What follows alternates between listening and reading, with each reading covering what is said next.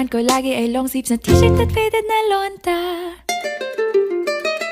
Pero nung makilala kita, nagbagong bigla ang aking timpla. Natutuwa ko na magpariban at mag-ahit ng kilay at least once a month. Hindi ko alam kung anong meron ka na sa akin ay nagpalambot ng bigla. Sinong mag-aakalang lalaki pala ang bibiyag sa tulad kong tigreng gala.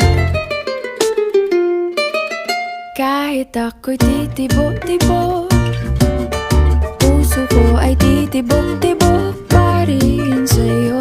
Isang halik mo lamang at ako ay tinatablan, at ang aking pagkababae ay nabubuhayan na para bang bulaklak na namumukadkad.